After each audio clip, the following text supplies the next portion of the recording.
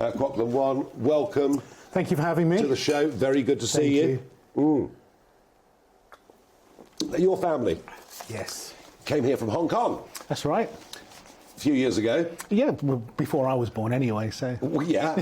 And it's interesting, isn't it? Because a lot more families are now coming from Hong Kong. And I guess when you came here, when your family or grandfather came here, the Hong Kong economic miracle hadn't really kicked off. No, I mean, obviously, they were going through the civil... There was like a lot of things happening in China at the time. So it was about 1955. Yeah. And obviously my granddad and my grandma, who were in Hong Kong, the Chinese were jumping the border. So it made it quite uncomfortable because their village actually bordered, was actually on the border.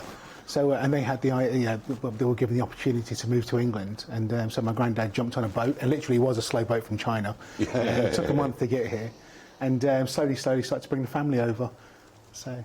And he decided that the one thing that had to be done was Chinese food. Yeah, well, it was either a laundry or Chinese, wasn't it, really, in the 1950s? Yeah. So, yeah, laundrettes or Chinese, like, say, Chinese takeaways and Chinese restaurants. So that tradition's gone, you're now generation 3 doing this? Yeah, third generation. So, yeah, so Dad came over, I'm just trying to think when my dad would have come over, so it would have been in the 60s sometime. So Granddad was here, opened the Hung Lao, which was a Chinese, it was actually Leicester's first Chinese restaurant in 1962. And the menu consisted of chop suey, a little bit of sweet and sour, then roast chicken and tomato soup and a bread roll. Because, you know, obviously back then it wasn't that easy to get hold of Chinese ingredients, and they still had to get the ingredients shipped over. And then Dad came over and started to work in the restaurants, and yeah, and then obviously it got passed down to me. Do your family? I mean, do you still have any contacts in Hong Kong? Family members, that sort of thing. Yeah, so we're quite lucky actually because the land borders China. We actually own quite a lot of property still that borders China. There's a place called Shuttlecock or Tam Shu Hang, and so yeah, my cousins are over there. My uncles are over there. They, cousins like me, British-born Chinese, but decided to go back to Hong Kong and live out the rest of their life over there. So. Yeah, it's having a troubled time, isn't it? Yeah, you know, it's strange as well, because obviously you hear the press here, and then obviously what's going on, but then when I talk to my cousin, whether he's right or particularly one Cutaway, and I say, you know, well, how is it over there? And he goes, it's fine. So it's strange that I would get that report from him when we hear about what's actually going on. Well, I guess it's fine.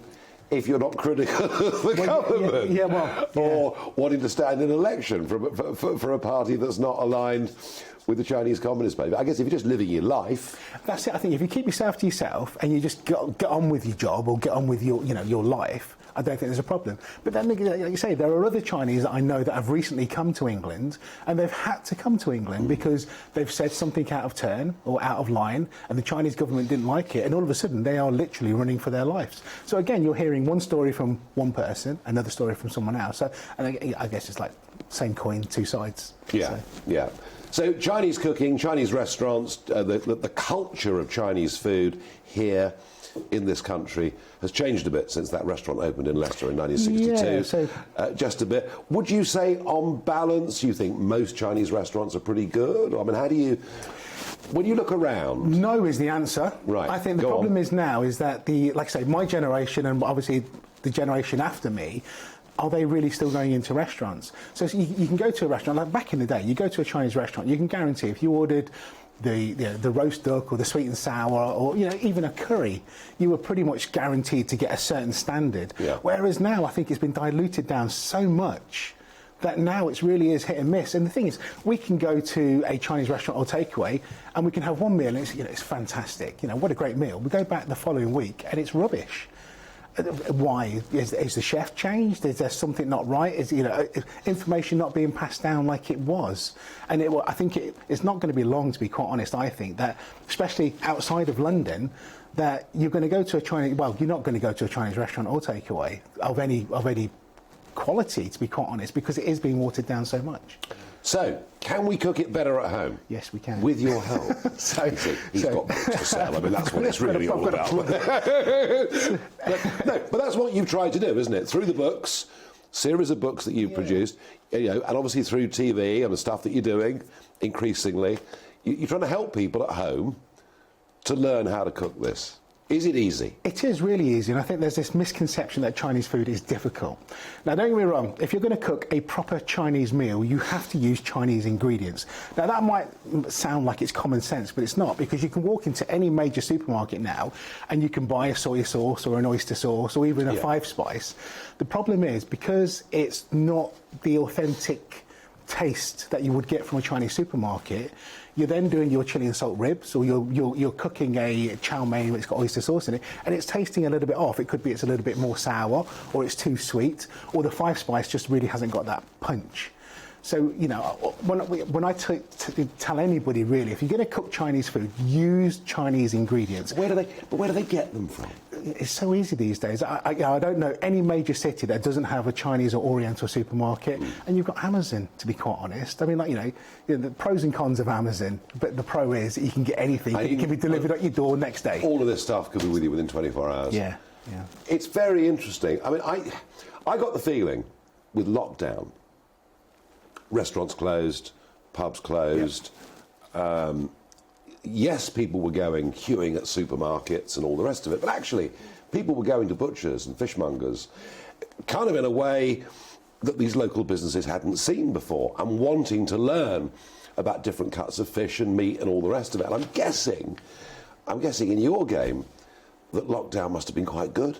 For the books, it was fantastic. I even filmed a show throughout lockdown called Chinese Takeaway Kitchen. It's available on Amazon. No, that's fine. I don't mind. It's fine. But again, because people were sort of like, it's become part of their habit. You know, on a Friday night or a Saturday night, the family you've had a hard week. We're going to go home and we're going to sit down and have a meal together. Now that meal could be an Indian takeaway, it could be a Chinese takeaway. But all of a sudden, through lockdown, that wasn't available anymore, and these families were craving that taste, that experience, that family time. Because all of a sudden, we've been thrown into this mix, and we can't leave the house, and we can only leave it. And they're starting. They need something to look forward to. And who wouldn't miss? If your favourite thing on a Friday night is a beef curry, fried rice, and and chips and Chinese chips. And all of a sudden, that's not available anymore. Of course, I was one of the few, I would say few, I was one of the many that queued up the day that we found out McDonald's was going to close. Not that I like McDonald's that much, but purely because I thought, you know what, I really fancy a chicken burger, because I knew I wasn't going to be able to get it. And no one knew how long it was going to be. I'm quite shocked by this, really. This is the reality of people, you see. Don't get me wrong, I haven't had a McDonald's now. Mind you saying that, it was not that long ago, actually. But, I can go 6, 7, 8 months without a McDonald's. But as soon as I knew that it wasn't going to become available, it became attractive. I had to go, you know what, that's going to be really difficult to mimic at home. Whereas, I've got fantastic Indian cookbooks, obviously I can cook Chinese, Italian food, but McDonald's, how am I going to do that at home? I'm not going to be able to do that at home, so therefore I'm going to go and queue, like everybody else, for 45 minutes to get a chicken burger. Now, how did you get, obviously doing the books, I understand that, but how did you get the breaks with television? Because there's so many people want to do cooking shows on television. How did you get through? Yeah, I guess sort of like it's because, I suppose, number one, heritage. So I'm a third-generation restaurateur. I'm not one of these. I'm not just saying I can do this. I did this for a living, and I'm part of that. That heritage. Number two, I've been a teacher for the last 20-odd years. So I teach martial arts. Yep. So therefore, I knew I could teach someone how to toss a chow mein or cook a fried rice or do a Szechuan duck. And I think because people saw that, I got invited to go on to certain shows. I started off on This Morning. Yep. I'm now on Pat Lunch with the amazing Yeah. Actually, who've just been nominated for an NTA. So come on, guys, Can't be bad. Get out there and start Can't voting for Steph's Pat Lunch. I've got to get that in. Sorry. Yeah, no. And you enjoy telly? And I love TV. I love live TV. I found filming Amazon quite straining because there was scripts to learn. Yeah. Whereas now we can just go for it. Retakes and different angles. Exactly. And you got to, exactly. As you know, with so many cameras. Yeah. But yeah, I love TV. I love teaching people. I love food. You don't get. And in fact, I'm actually a lot lighter than I was. Are you? So literally 7 months ago, I was about 4 stone heavier. So, but yeah, I love food. I thought martial arts people were fit. People, you know what? I was the fastest 27 stone bloke you'll ever meet. Right. Literally. I wouldn't have argued with you, I promise. Yeah, back then, obviously, I'm only 20 stone now, but yeah, I think it's muscle memory. When you've done something for such a long time, it's strange. I don't know if you noticed, I was hobbling when I came into the studio. It's just because I'm waiting for a hip operation. That's 45 years of round kicks. But when I'm teaching, because I still teach on a Saturday, you would never tell that I needed a hip operation, because I suppose it's just muscle memory, and you move, and then after I finish teaching, I hobble back off again, which is the bizarrest thing. So where do you go from here, cooking-wise? I mean, once you've written books about all the Chinese dishes you know, where do you go next? I've got a few ideas, and I don't want to give away too much. I've got a few ideas because food. I'm like the rest of the people. The cooking shows have been done. I mean, you can go to YouTube these days and you can find out how to cook your favourite dish. Yeah. But there are different ways that we're able to get this information across to make it more interactive, more fun. So yeah, I've got a few ideas and a few things in the pipeline with a certain massive TV channel. So there you go. Can't be bad. So that's all good. But we'll see what happens. And again, it's just it's a waiting game, as we know. TV is one of those things that you just have to be patient with.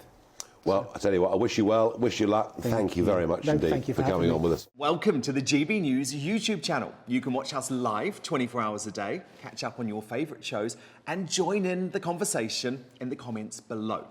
Don't forget to subscribe and you'll never miss any of our exclusive content.